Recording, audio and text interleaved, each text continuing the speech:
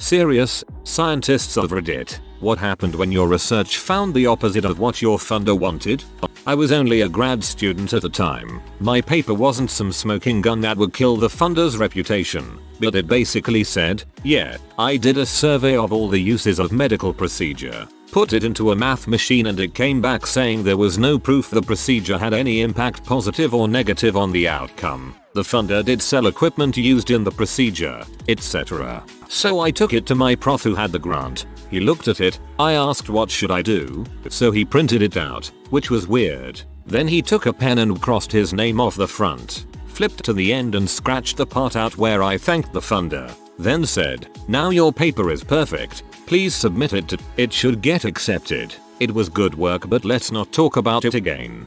That's actually cool that he pushed for the paper to get published. Even if the paper was crap, it's still a benefit to you professionally, at least while in graduate school. I used to work for an environmental engineering company. We would sometimes do studies of, say, wetland hydrology that would take months, cost a fortune, and end up showing that the client couldn't use the land for what he wanted because it was unquestionably an important part of the wetland hydrology. He would never get a building permit because of the study we just did, that the client paid for. It was usually, you mean I just spent tens of thousands of dollars to screw up my plans? Well yeah, that's kinda how it worked out. Sorry.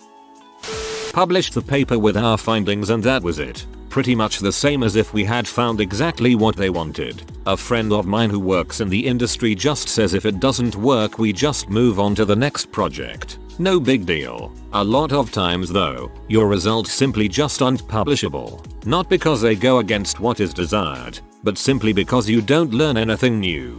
We mixed all these chemicals and nothing cool happened. While technically that's a result and would save someone else from repeating it, almost all journals don't publish negative results unless they go against some other result. We made the same cancer cure as this paper and it turns out, it doesn't cure cancer. Keep in mind though, most sponsors really do want objective scientific results. That's why they pay real scientists to collect the data and do the experiments. If you just wanted fake data and fake results, why hire real scientists? Just get a bunch of hacks for cheaper. On paper, the surgical tool was a magic device that could reduce mortality rate of several procedures necessary for infants born with a certain medical condition. In practice, I was not capable of making it work. Hundreds of hours with microlaser welding, machining, design, 3D printing, and testing. I thought I got close once, but there was an imbalance that would have caused catastrophic failure of the device. The device as designed was not plausible. Imagine being on the cusp of reducing infant mortality drastically and having it taken from your hands. I still lay awake some nights thinking about all the babies that wouldn't be dead if we could have just figured it out. As far as I know, the doctor is still trying to get it to work. They've changed the design towards something more plausible. I started out in the social sciences with a specialization on consumer habits, residential geography and migration within Russia. In 2005-06 I co-authored a paper, as a graduate student, about gaps in the collection of demographic data in Russia leading to significant underreporting of poverty, crime, suicide, drug and alcohol abuse and HIV. I was set to do my PhD and I would need to be in Russia for a year. My visa was pulled and shortly thereafter, a law was passed banning foreign research academics from Russia. Entirety of my academic career was destroyed. Social science count? If so, about a year ago I along with 4 other students at my university were asked to study and submit a report on the sociological effects of living within a high flood risk zone. Basically the watershed district we were working for wanted a study to support their years of doing little to no flood preparedness training, community education, etc. so they wouldn't have to implement anything in the future. What we found was many residents of the flood risk district, especially children, parents and elderly, were extremely concerned. Some kids even had recurring nightmares from experiencing previous floods. and many were considering moving out of the neighborhood as nothing was being done to either mitigate flood damage or basically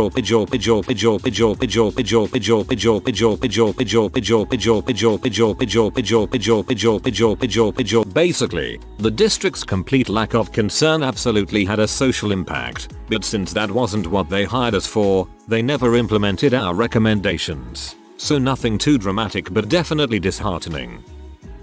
When I was a grad student, my lab received a big federal grant for a project to elucidate the role of a protein in the development of a certain disease in a certain organ. Another student before me started the project and all the subsequent experiments were based on his work. After a few months of troubleshooting, it turned out that this protein was not even present in the organ. The other guy simply used the wrong antibody or some crap we could not figure out. It took a very long time to convince my boss that this project was going nowhere, but it's understandable since his reputation and all future possibility of federal grants were going down in flame. Unfortunately, this situation is surprisingly common. There are a lot of scientists who cannot separate their sense of self-worth and their reputation as a researcher from the idea that X has to be true or Y is the best technique ever. My thesis advisor made me play around with variables until I showed significant results because he viewed insignificant results as failure and wouldn't let people graduate with them. It was extremely unprofessional, and while I still managed to make my thesis ethical and legitimate by changing my topic completely, I could never feel entirely proud of it. I feel you. It sucks when your thesis advisor is a bit overbearing and you don't feel like you have full control over it. I know a lot of people will say something like, you are paying the money, just tell them. Be more assertive. But it's not that simple. I did a study for Trout Unlimited about 15 years ago.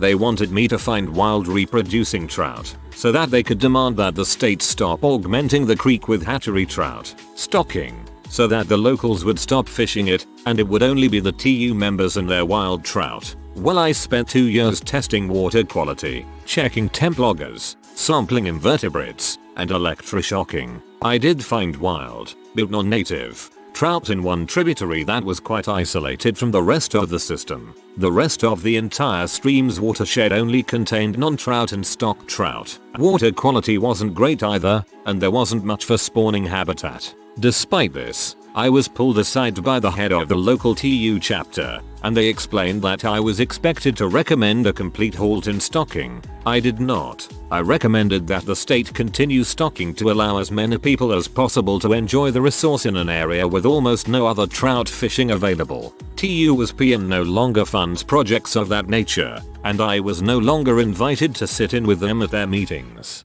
TL. A bunch of uppity fly fishermen wanted me to lie to keep the riffraff off their stream. I refused. My funder never really cared about which way the research was going, as long as it was solid, well, liquid with a pinch of solid, in my case. The research proposal was worded in a neutral way. It was to explore possible mechanisms of DART. The experiments meant to explore it were designed to either rule out a mechanism or fail to rule out a mechanism. In science parlance, prove the null hypothesis or reject it. We proved the null hypothesis, that there was no effect. It wasn't sexy, but we proved beyond a reasonable doubt that a certain phenomenon had no influence on the mechanism of activity of the thing we were studying. No one knew if that phenomenon was having an effect prior to that. Now they know it doesn't and can consider other possibilities. If you can rule out all other possibilities, whatever remains, no matter how improbable, must be the truth. I'm gonna be that guy. Technically you didn't prove the null hypothesis, you failed to reject it. This is only a major problem if you are using industry funding, and even then, the paper should get published and the funder just needs to deal with it. Most major funders are neutral in terms of expected results. I changed projects several times in grad school. One change was because the results were ambivalent. Worst possible thing. You want a yes or number. Another was because the amount of work required would be more appropriate for a postdoc or PI, not a grad student. I wrote my thesis on my third project. Nice definitive data with the scope and skills of a grad student. Maintained my grant throughout just by updating the granting agency on the changes and why the changes were made. My thesis returned results showing that my professor's patent pending design would actually cost customers more money. I got acclaim from other departments and people in industry, but never was invited back for more research under that professor. This is stupid. That's exactly how scientific researchers are supposed to work. Entomologist here. Our lab in grad school often would do in-field insecticide trials. Usually, these were for insecticides either currently used or just going on the market, and the company would want independent testing. Either we would send out emails, or the companies would ask if we were doing trials each year. The lab would charge $X per insecticide or treatment plot, cost of the work and extra money for general lab spending, and often have different companies providing insecticides and no strings attached funding regardless of outcome. On some occasions, the insecticides flat out don't work for various reasons. Most of the time this happens, the insecticide company realizes we caught something they didn't and go back to the drawing board. I've never seen a case where there were repercussions for negative results like that. A lot of times they even come back the next year for another round of testing because they want the independent factor and the support of university scientists when they have something that actually does work, or to catch something when they have a problem. If there was ever an inkling that us or other university scientists were fudging the data to make all the products look good for more funding, that reputation as not being unbiased would spread pretty quickly, and the companies wouldn't be interested in funding work in that lab anymore. My first preliminary experiment for my dissertation proved most of the life work of one of my committee members wrong. Profoundly and fundamentally wrong. All of the rest of my time working toward my degree, he refused to say my name. He'd call me any of a variety of insulting nicknames. During my oral and written comprehensives, he asked ridiculous questions. Finally, during my defense, he showed up an hour late and swanned around playing the injured party and expecting the other committee members to reassure him that he was still a great scientist. Why couldn't I remove him from my committee? Well, I had already removed one member who broke the news to me that I'm not a homo sapien due to my ethnicity. Removing 2 members is evidently frowned upon. This was in a science department at a major state university. Not a funding thing, but seriously messed up. Astronomer here. I was working on a project that came from a huge grant to build an instrument that got massively delayed because turns out building that instrument was really friggin' hard. Not much happened to the guy who wrote the grant. He had tenure, but it did make things difficult for several hired to work on it. I will say though, nothing would happen if you found the opposite of what you'd said in terms of the actual science research. In fact, in most cases it would be fascinating and get you more money in future grants. But then astronomy is not super controversial compared to other things, nor do we have grant committees actively involved in our research. The biggest thing that might happen is difficulty securing future grants if you are not publishing. It's Andromeda 321, Reddit's favorite astronomer. We went ahead and accepted the results because I'm not an unethical crap who would be okay with spending years of follow-up research, just so we can get paid to poison patients. Nor do I know anyone else who is. If I did, I'd quit. Note also that a lot of time the funder doesn't care what the results are. It grabs headlines when someone has a huge, obvious bias and then things don't get published. But a lot of the time you're just asking a grant for money and the grant don't care as long as you're doing something interesting. How it's supposed to be. In my case, the person funding my research is a professor. He has collected data for 25 years on oak trees and mammals. More than 70,000 acorns have been measured, opened, counted, insects inside catalogued. My professor has always relied on others for his statistics and hasn't actually processed all this data. I'm the first to actually analyze it, show him graphs. This is his life's work, so he's really touchy about wanting this data to validate his many hypothesis. Except, it's not. He is having real trouble accepting this. He lost his crap with me last week, yelling and demanding I redo the graphs. This week he apologized. I'm excited about this data, but not about working for him. It's hard to refrain from crying and looking like a weak little girl when my anxiety about confrontation is worsened by his yelling, but I've stood up to his bullying, even through tears. Even though I wanted to run and I haven't caved and changed things to match his hypothesis. I just won't. Stay strong and stand your ground. You both lose if you cave to his lack of reason. I've had this experience a number of times, the most egregious of which, I've posted the story on Reddit before. It's somewhere in my post history if you're curious. The principal investigator messed with the underlying data until he found the right combination of data elements and subjects to get the p-value he wanted to publish. I got my name taken off of that paper, and the paper, which did get published initially, did get errated and removed from the journal's online collection. That seems like more of an issue with academic dishonesty of the pie than the funding source pushing an opinion on you. Most research councils play no role in the decision to publish, and the money is awarded based on your proposal, not the directionality it takes as the results come in.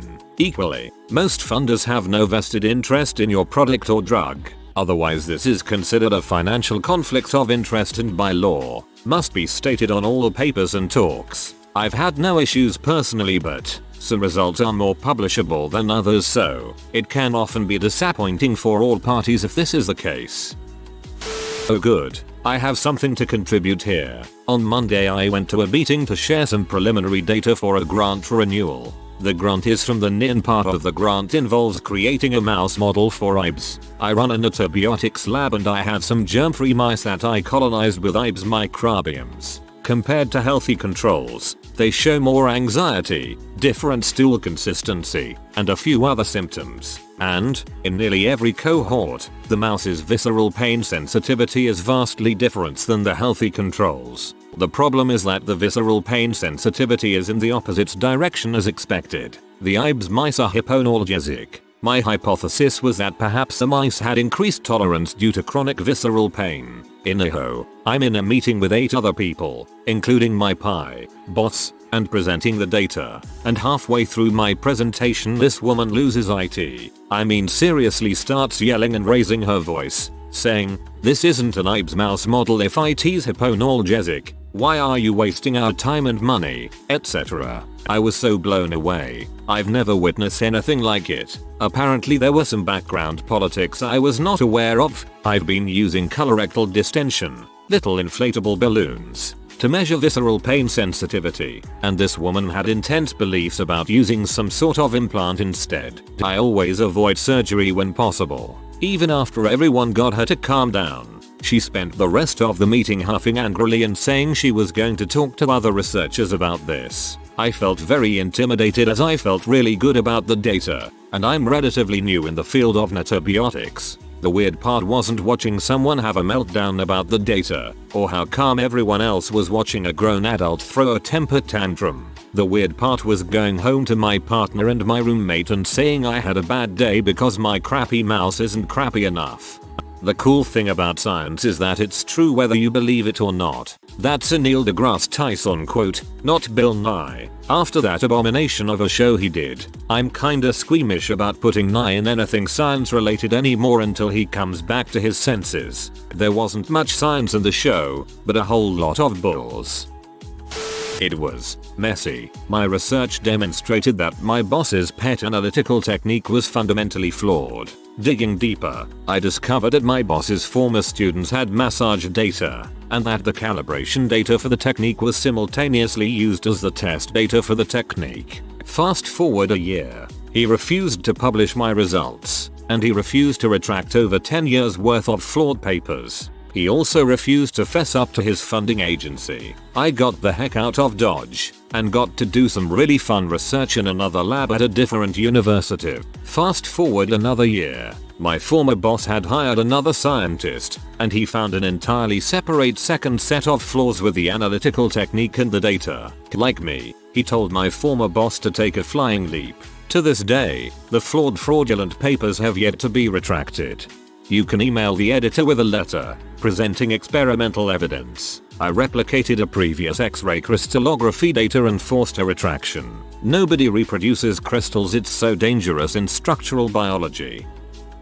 I simply refused to publish the paper. Boring story incoming. Was working on a microbiology study. We were looking for microbes that degraded certain soil contaminants, explosives, where my PI wanted to patent some formula mixture of microbes. These microbes would then be fed to a ruminant as a probiotic of sorts and the animals would be turned loose on a bombing range. Not kidding. where they would eat plants that had taken the contaminants up into their leaf structure. After spending 1 year on this study, I found that, surprise surprise, the bacteria performing the degradation were new and virtually unculturable. He was convinced that I had screwed up, but I refused to budge on my findings, so he asked me to write up my paper and graduate. I still had a few months of work to do, so I didn't leave right away, but behind my back he gave the project to somebody else. As I was writing my paper, I was doing a literature review and saw a fresh pub from our lab that nobody told me about on a similar but separate study. She was trying to work out an enzymatic pathway, whereas I was doing quantification, but she borrowed my mass spectrometry method for quantification that I helped develop.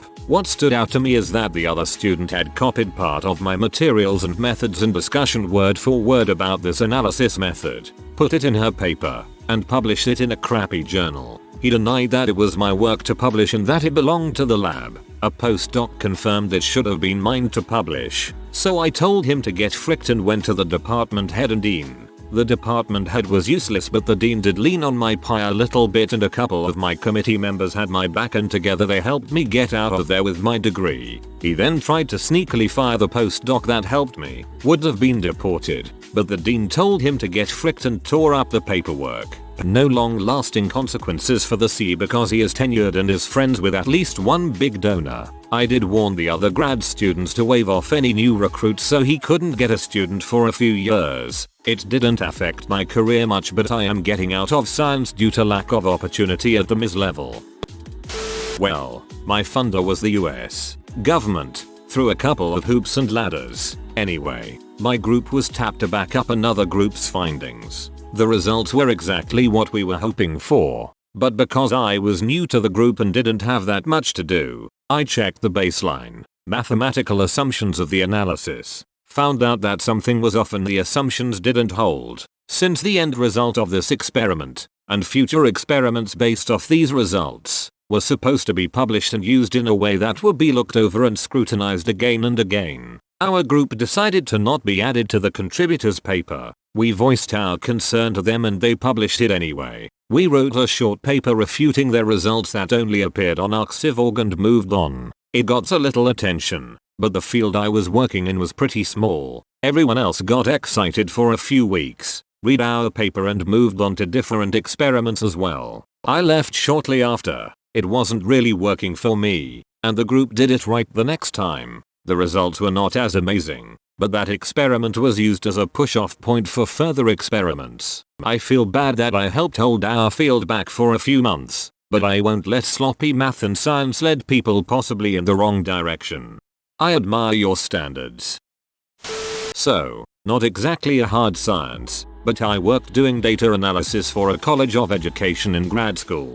They had this pilot project a couple of years before where they provided all student teachers laptops with remote internet access because they thought it would improve communication, outcomes, etc. It was my responsibility to run the outcomes data. In the end, we weren't able to find any data to support that. We, the 3 people in my office, probably spent a full week going through it when all was said and done. As a result, they decided to kill the program and divert the money elsewhere. I could tell people were disappointed, but were really just interested in making the program better, which we couldn't prove. So all's well that ends well, I suppose.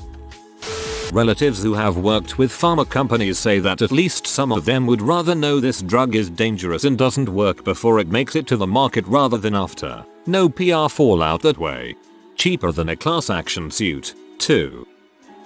It's really not that rare for a hypothesis to be completely wrong or opposite. Typically, the paper can still very much so be published because you still elucidated a mechanism of something. I had a similar situation in a neurological biochemistry lab I was previously working at. We were working on asymmetry lipid distribution through the membrane at neuromuscular junctions, specifically with locomotion through flippase membranes. The research took a long time because the funder Pi really wanted a holistic view of the mechanism, even though several papers probably could have been published on sub-mechanisms. Welp, another paper was published very similar to ours and bam, different mechanism than our hypothesis. Although it seemed end of work, it really wasn't. We analyzed our data, determined the validity of our work, and moved forward. Even if you are disproving other mechanisms, you still made scientific discoveries. That's how science works. It is sometimes just as important to determine what does not work or what is simply wrong than it is to determine what does work and what is right. So future scientists do not have to reinvent the wheel, they can obtain your research and move to another variable. When I was in grad school, the research I did somewhat contradicted the story my pi was trying to promote. He thought he had a protein that was a critical player in cancer signaling, and much of my work didn't bear that out. He kept insisting that I was doing my protocols wrong or my technique was sloppy, my cells were contaminated, whatever. I refused to cherry pick data that would tell his story. I thought it was dishonest. I put together a paper that showed a role for the protein in a related pathway, and I was careful not to refute or contradict anything any of my other lab members were doing. I asked my pi to submit my paper to a mid-upper tier journal and he agreed. Within a few weeks he forwarded me the reply email from the journal that denied my paper. The reviewers completely trashed it and made note of how poorly written and organized it was. I thought something was odd about the email and realized it was not in fact a forward. TLDR. He never submitted it and made up the comments himself. I requested that I be allowed to defend and left without a first author publication, which is seen as somewhat of a failure in my field. I didn't care. I had to get away from that psychopath. I now teach at a community college. I'm very happy. If you are new to the channel, you can subscribe. I publish new videos every day. Until then, check another video.